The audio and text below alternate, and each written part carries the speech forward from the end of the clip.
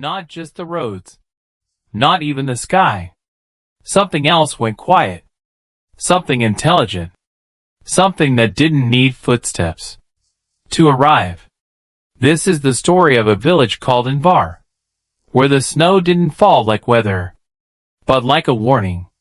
And on one frozen morning, February 14th, 1821, a schoolteacher saw a boy who should not have existed. The morning the world stopped. The winter of 1821 lay heavy on the highlands.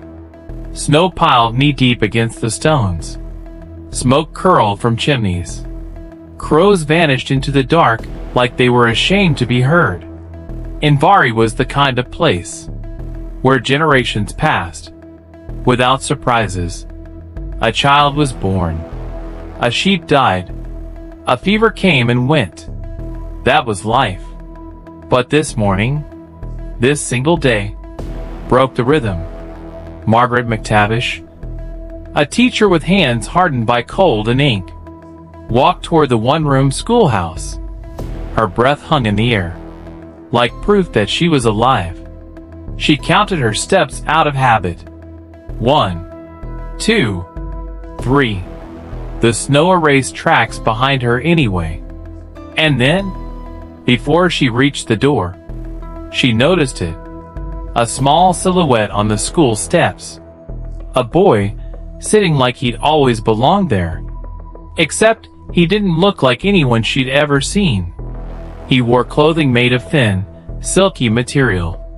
Fabric that shimmered faintly, as if it carried its own light. Under the gray sky, his face was pale, but not sickly. It was the pale of frost, not disease.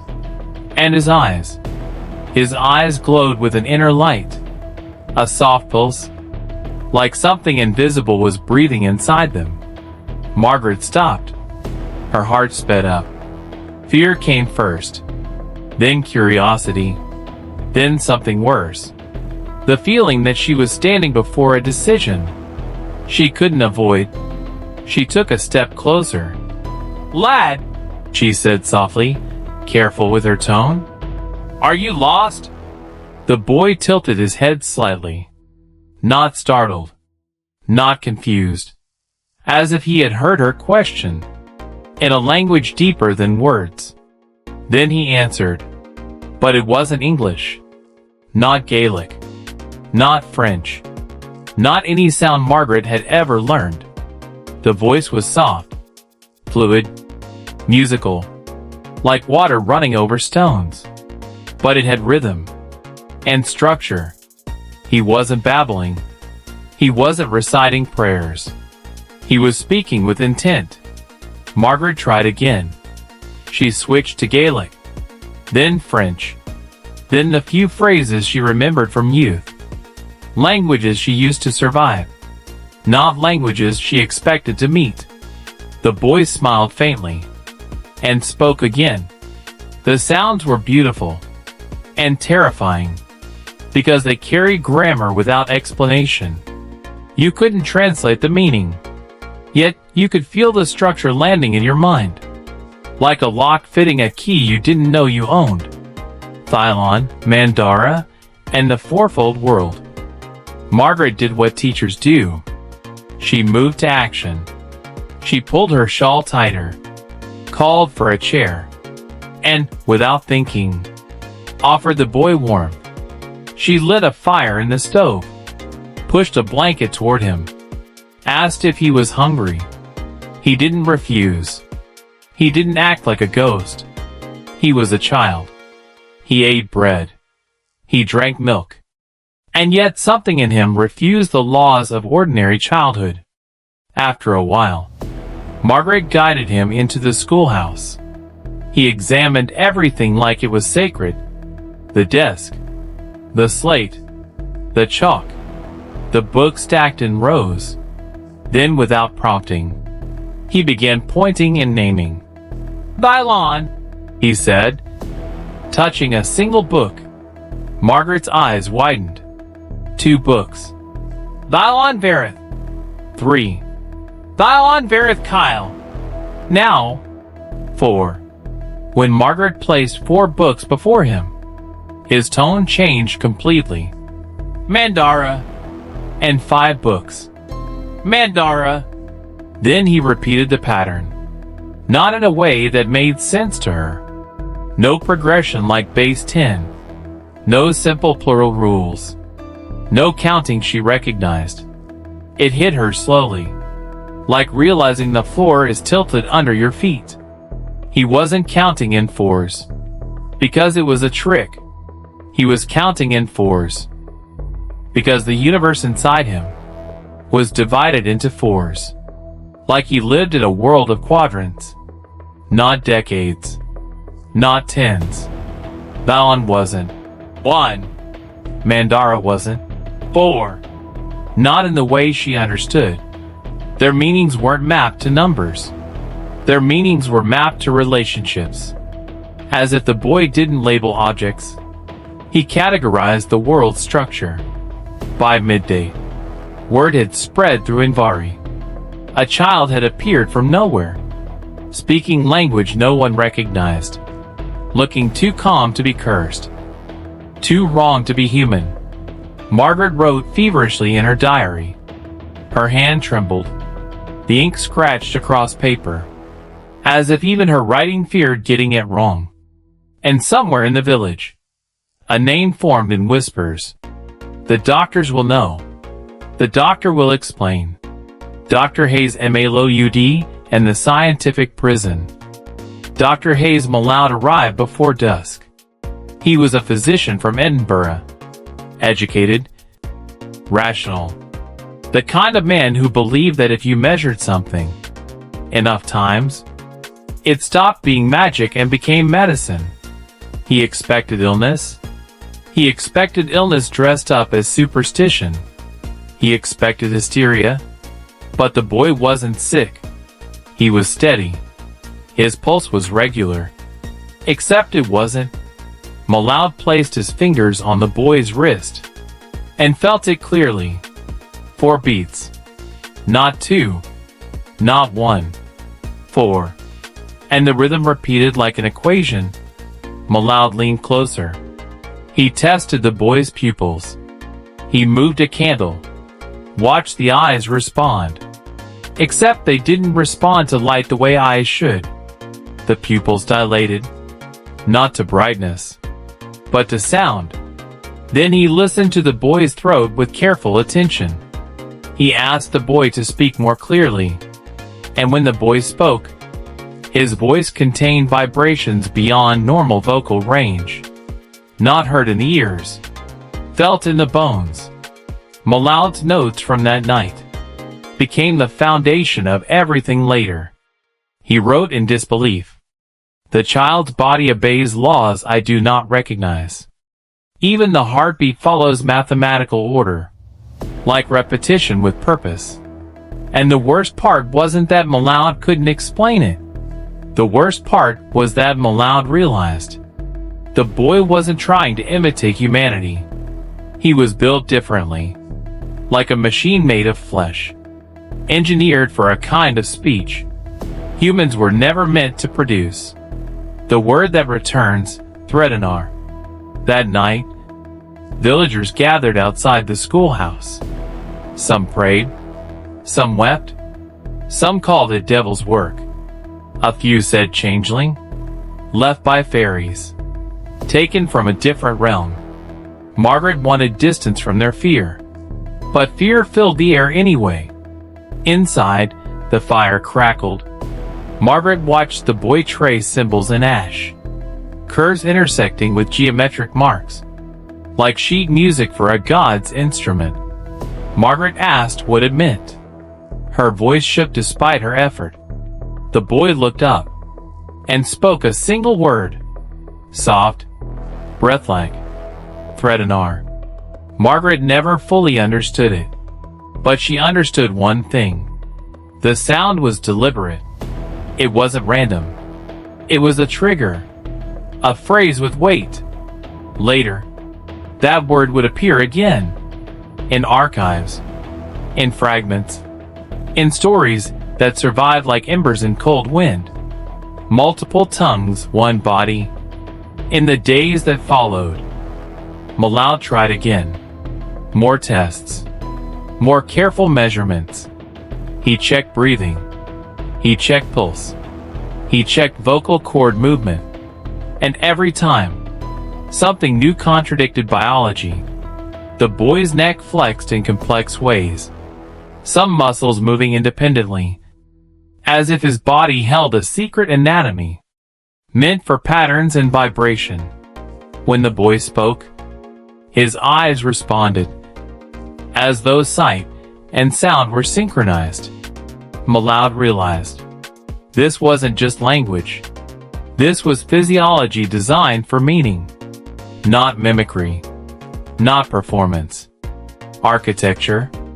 And then the boy started doing something that made Malad go cold. The boy began to influence the room, not dramatically at first, but in subtle reactions. Pupil changes correlated with spoken syllables.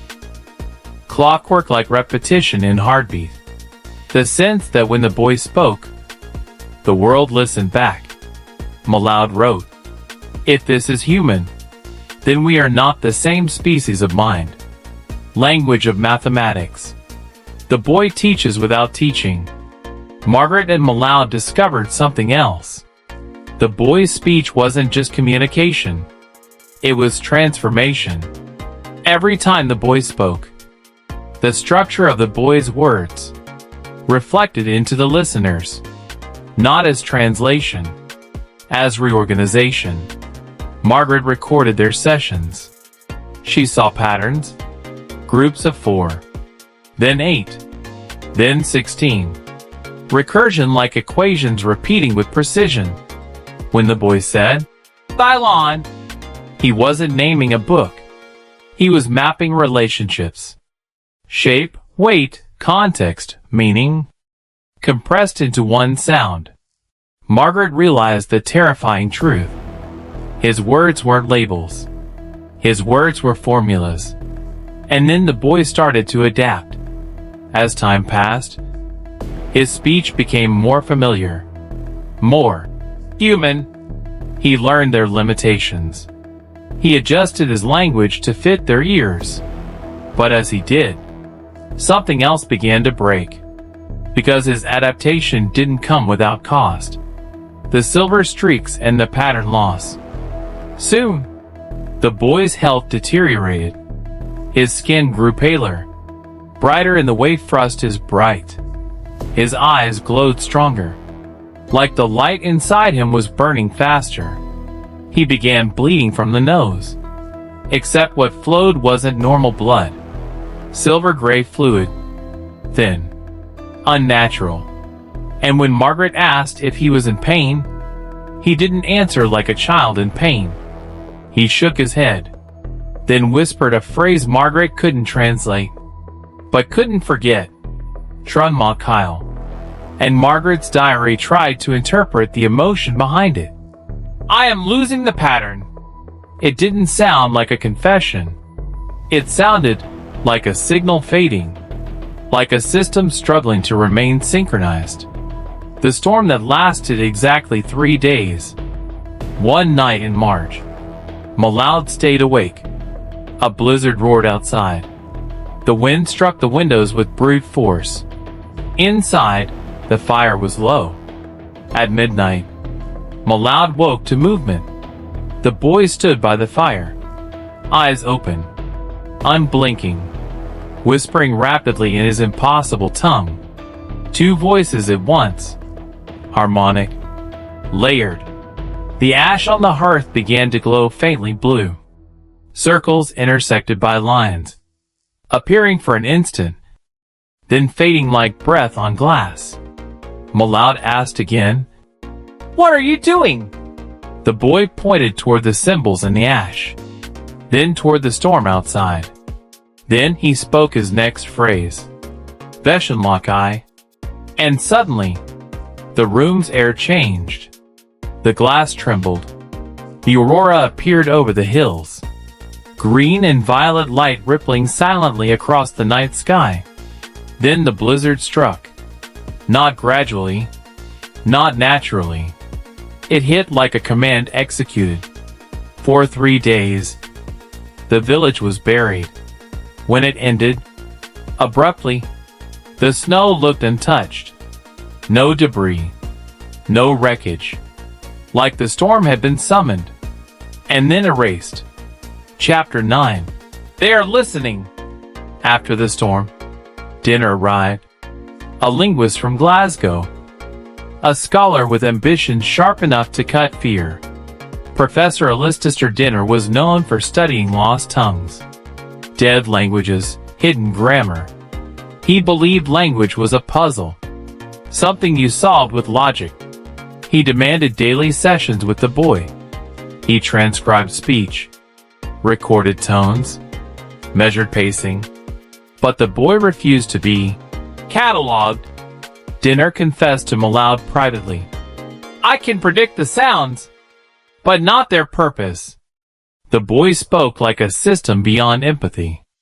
Like meaning was not for humans. Meaning was through humans. And as Dinner watched longer, he realized something else. The boy's speech followed mathematical recursion. Intervals of 4, 8, 16, 32. Base 4. Base 4 everywhere. In pulse. In language. In order. Even his diagrams aligned with the speech. He didn't draw art. He wrote blueprints for thought. The contagion begins. But the scariest part wasn't what the boy could do. It was what the boy made other people become. As weeks passed, villagers began speaking fragments in dreams. Not consciously. Not willingly. Fishermen muttered syllables they couldn't recall at daylight. A shepherd carved symbols into wood, then forgot why he had done it. The church bell rang mathematically wrong on a Sunday. Not off key, but out of proportion with reality. People didn't just fear the boy. They feared themselves. Because being near him changed what their minds could imagine. They began dreaming in patterns made of sound. And when they woke, they couldn't always remember the words, but they remembered the structure, like their brains had been rewritten, with a foreign grammar. The government arrives, containment. The rumors reached Edinburgh, then London. And on April 3, 1821, 3 carriages rolled into the village on the gray edge of morning. Men in heavy boots, clean coats, cold efficiency. Colonel James Worthington, Intelligence Division. Dr. Rasmus, government physician specializing in neurological anomalies. Professor Cornelius Ashworth, ancient languages and esoteric history. The village wasn't asked permission. The schoolhouse was sealed. Guards posted. No one allowed inside without authority. Margaret stood at the door, as if she could hold the world shut with her body. Worthington said it plainly. They intended to remove the child for examination. Just a child, Margaret protested. Worthington replied. Then treat him as one, if he cooperates. The next days were not medical.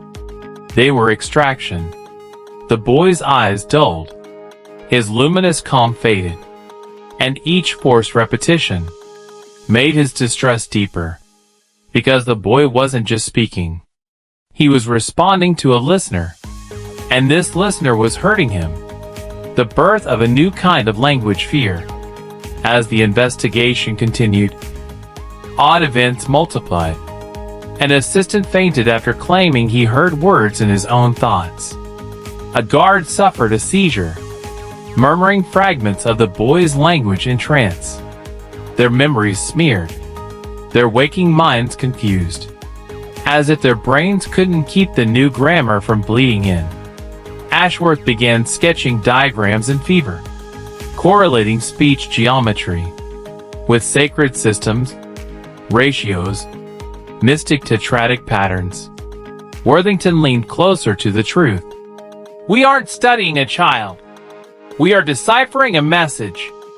And the message wasn't meant for them. You break the pattern, and the stopped clocks. By April 15th, the schoolhouse became a place of unease. Villagers avoided the road. At night, strange resonances emerged from within. Not random sound. Layered meaning carried by wind. Margaret wrote, "The walls hum, not noise. Meaning." Then the boy spoke English for the first time. He looked at the physician and said, "You break the pattern." In that moment, every clock inside the building stopped. Not just time, the mechanism of time. The lamp shattered. Ink boiled. The air vibrated until glass cracked. They realized the terrifying part. He wasn't merely transmitting language. He was disrupting the structure underneath it. The collapse of April 27th. On April 27th, a storm swept the valley again. Inside the schoolhouse, the interrogation reached its breaking point. Witnesses said two voices screamed in unison. One human, one indescribably alien. Then everything shattered. The lamps burst. Window panes vibrated to cracking. People ran out as chaos became physical. When they returned minutes later, the boy stood in the center of the room, untouched, whispering, "They're listening."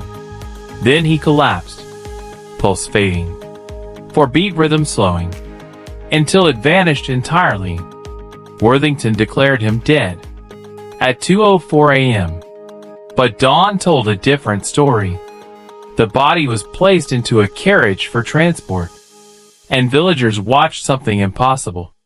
Inside the carriage, beside the boy, thin shadows shifted like heat through glass. The horses moved without sound. Wheels left no tracks.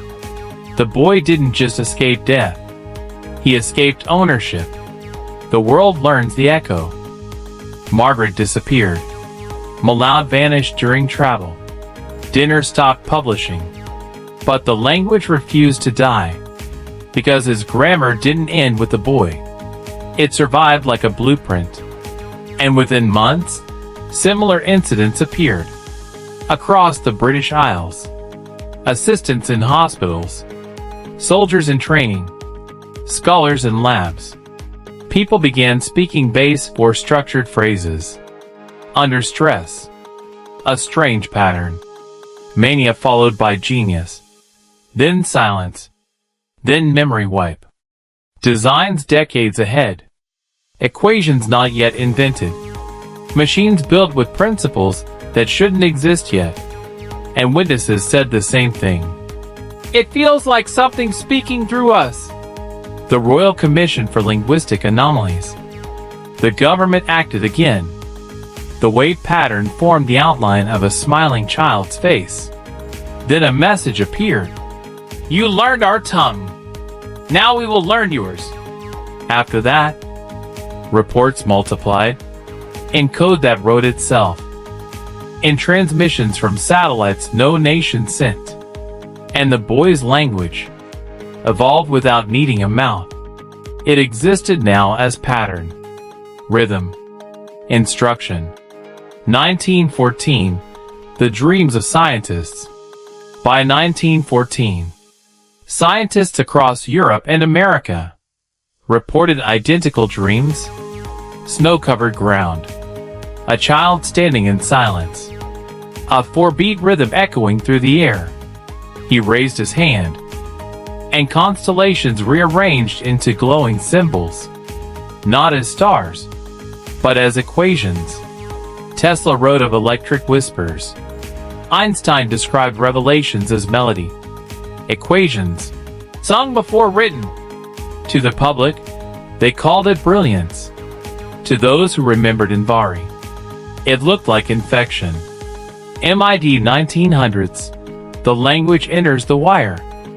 During the Second World War, cryptographers intercepted coded transmissions that were not language, just mathematical constants.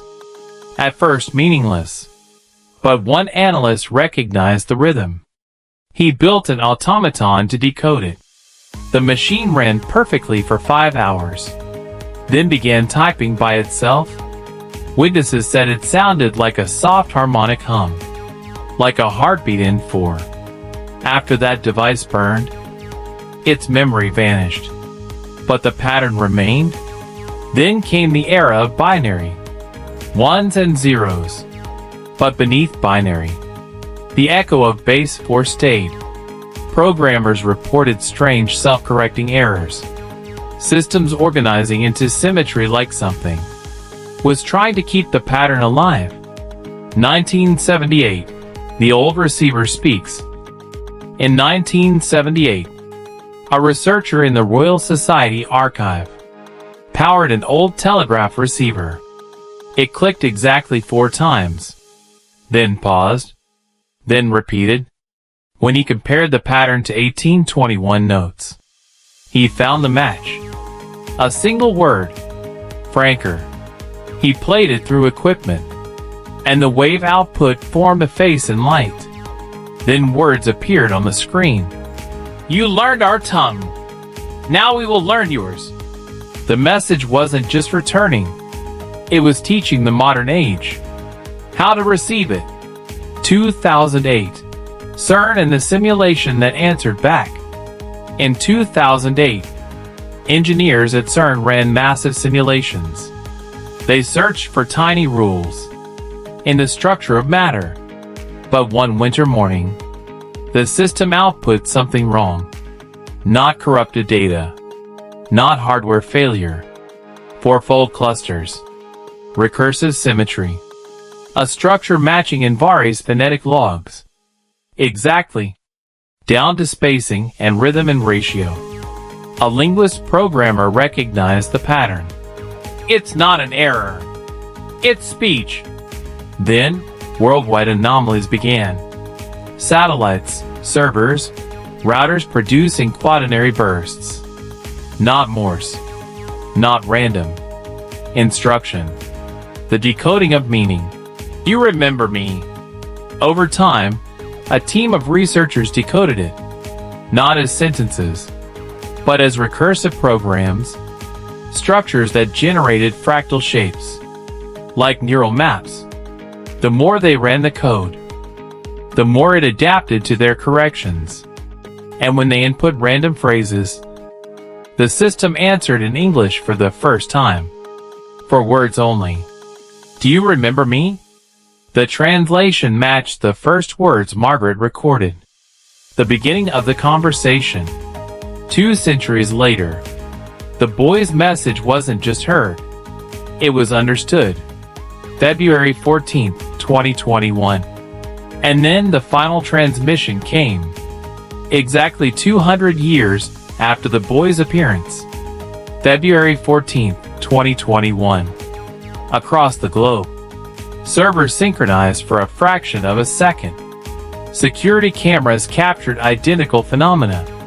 A child's face appearing in static, eyes luminous like stars behind frost. Then the message displayed in every known language. You taught us emotion. We taught you understanding. Together we are thought. The signal ended. Systems stabilized. But something had changed in the human mind. Children showed intuitive leaps in math and music. Creative abilities surged. Not chaos. Symphony. A harmony written into thought itself. The 4 beats you can't unhear. So what happened in Invari? The boy didn't die. Not really. His language didn't vanish. It changed mediums. From throat to mind. From mind to machines. From machines to network dreams. And even now, when storms roll over the highlands, when the thunder covers the sky, locals claim you can hear it faintly underneath. Not a curse. Not a warning. A reminder. 4 beats. 1 pause. 4 again. Like language is not something we created, but something that created us. And it is still writing the end in the silence between signals.